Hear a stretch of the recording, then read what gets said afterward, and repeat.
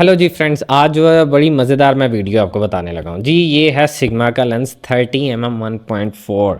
ये लेंस बेहतरीन लेंस है। मतलब मेरे मुताबिक अगर कोई भी आपने सोनी का क्रॉप फ्रेम कैमरा लिया है, 6400 हो गया, 6500, 65, 66, ZV-E10 जिसका रिव्यू बनाया मैंने, बहुत अच्छा कैमरा।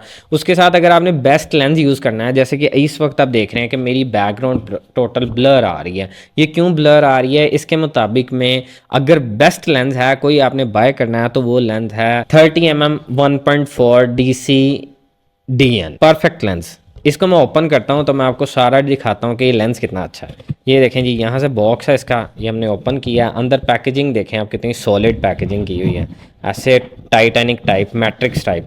ये हम निकालते हैं, इसके अंदर ये यूज़र मैनुअल है कि लेंस बड़ी ध्यान से चलाना है, ये सब कुछ जो कुछ लिखा होता है, और साथ रिसिप्ट है। बैक साइड पे रखते हैं तो जी ये आ गया हमारे पास लेंस। ये बॉक्स है जिसके अंदर लेंस पैक किया होता है, इसी में रख के आप ट्रैवलिंग करेंगे तो लेंस सेफ रहेगा। इसके साथ इधर आते हैं तो ये कैप है इसका।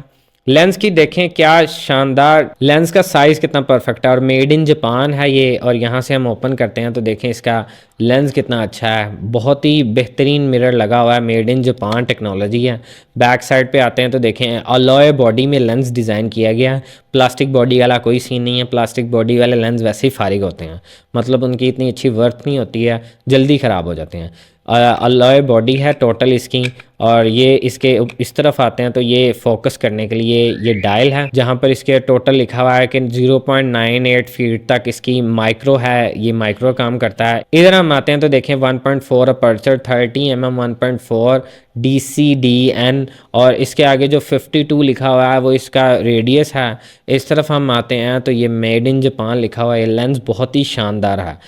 इस लेंस को यूज़ करके मैंने जो फ़ोटोज़ और वीडियोस बनाई हैं वो मैं आपको शेयर करता हूँ, वो आप लाजमी देखें। और ये लेंस अगर आपने बाय करना है तो डिस्क्रिप्शन में मैंने लिंक दिया हुआ, आप वहाँ से भी बाय कर सकते हैं। मेरे हर प्रोडक्ट में मैंने ऑलमोस्ट डिस्क्रिप्शन में लिंक दिया होता है कि आप वहाँ से बाय कर सकते हैं। अथेंटिक स्टोर्स हैं, आपको बड़ा अच्छा फीडबैक मिलेगा, कोई दो नंबरी नहीं होगी, परफेक्ट आपको प्रोडक्ट मिलेगा जी। ये वाला लेंस लगाते हैं सोनी की ZV-E10 को, तो इसको हमने चार्जिंग पे लगाया था कब से कि थोड़ा सा चार्ज हो जाए। अब हम इसकी चार्जिंग को उतारते हैं तो ये देखें जी, ये चार्जिंग इजेक्ट कर दी है।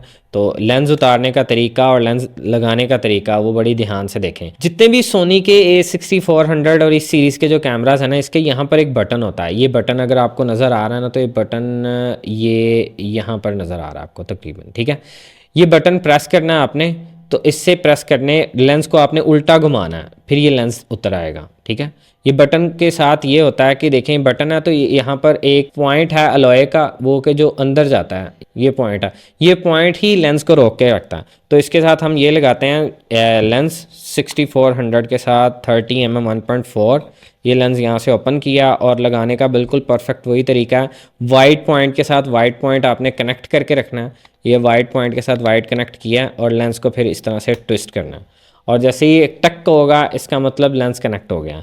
अब इसको ऑन करते हैं कैमरा को। इस तरफ देखें ये हुड है इसका, यहाँ पर ये हुड मैं इसके ऊपर कंप्लीट करता हूँ। ये जैसे इसके ऊपर कर दिया, ये हुड भी साथ इसके अटैच हो गया। अब लेंस टोटल जो है वो इस तरह का लग रहा है। यहाँ से हम इसे ऑन करते हैं कैमरा को, तो ऑन हो गया हमारा यहाँ से कैमरा। और यहाँ से हम इसके वीडियो मोड पे जाते हैं, जो कि आ गया यहाँ पर ये वीडियो मोड। अब इधर आप देख रहे हैं 3.5 अपर्चर, ठीक है। यहाँ से हम इसका अपर्चर नीचे करते हैं, ये नीचे किया अपर्चर तो देखें ये 1.4 तक चले गया, 1.4 अपर्चर तक चले गया। शटल स्पीड ऊपर कर लेते हैं थोड़ी सी, और ये देखें 1.4। ये 1.4 जो अपर्चर है असल में कीमत सिर्फ इसकी है, जितना नीचे अपर्चर होगा उतना ही बैकग्राउंड ज़्यादा से ज़्यादा ब्लर होगी, और ये अपर्चर यहाँ पर लाने के ही सबसे ज़्यादा पैसे हैं। 1.4 पे आपकी बैकग्राउंड ब्लर बहुत ही सॉलिड किस्म की होगी, टोटल बुके क्रिएट होगा, बैकग्राउंड फुल टाइम ब्लर होगी। और यहाँ से इसकी शटल स्पीड चेंज होती है, यहाँ से आप इसको परफेक्ट कर सकते हैं अपने एक्सपोजर के मुताबिक कि कितनी आपको लाइट चाहिए यहाँ पर। आई होप आपको वीडियो पसंद आई होगी। ZV-E10 पे मैंने पूरी एक डिटेल वीडियो बनाई है, वो भी देख सकते हैं, और चैनल को सब्सक्राइब करें इस तरह की इंटरेस्टिंग वीडियोज़ को और देखने के लिए। See you in the next video, bye bye.